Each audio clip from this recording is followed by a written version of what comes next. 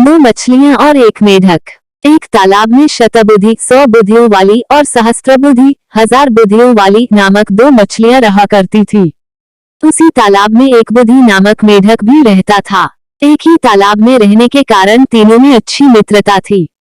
दोनों मछलियों शतबुद्धि और सहस्त्रबुद्धि को अपनी बुद्धि पर बड़ा अभिमान था और वे अपनी बुद्धि का गुणगान करने से कभी चूकती नहीं थी।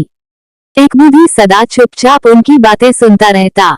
उसे पता था कि शतबुद्धि और सहस्त्रबुद्धि के सामने उसकी बुद्धि कुछ नहीं है। एक शाम वे तीनों तालाब किनारे वार्तालाप कर रहे थे।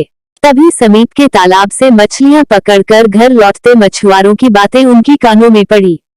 वे अगले दिन उस तालाब में जाल डालने की बात कर रहे थे, जिसमें शतबुद्धि, सहस्त्रबुद्धि और एक बुद्धि रहा करते थे।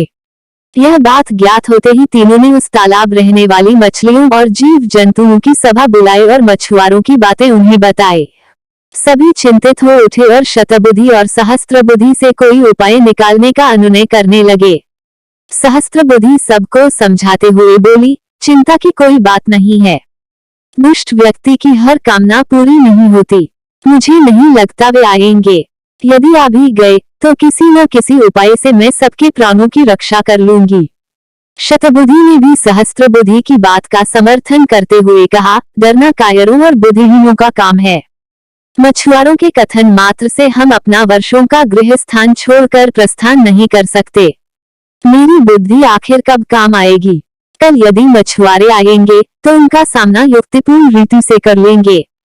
इसलिए डर और चिंता का त्याग कर दें।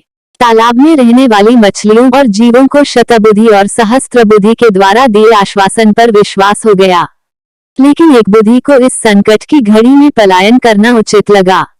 अंतिम बार वह सबको आगाह करते हुए बोला, मेरी एक बुद्धि कहती है कि प्राणों की रक्षा करनी है तो यह स्थान छोड़कर अन्यत्र जाना सही है। मैं तो जा रहा हूँ। आप लोगों को चलना है तो मेरे साथ चलें। इतना कहकर वह वहां से दूसरे तालाब में चला गया। किसी ने उस पर विश्वास नहीं किया और शतबुद्धि और सहस्त्रबुद्धि की बात मानकर उसी तालाब में रहे।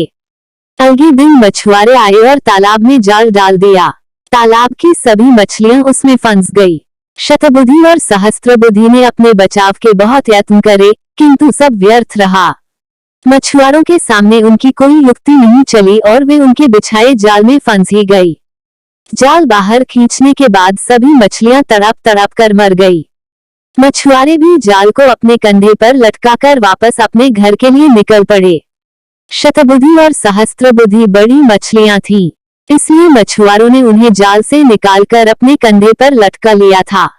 जब एक बुद्धि ने दूसरे तालाब से उनकी ये दुर्दशा देखी तो सोचने लगा, अच्छा हुआ कि मैं एक बुद्धि हूँ और मैंने अपनी उस एक बुद्धि का उपयोग कर अपने प्राणों की रक्षा कर ली।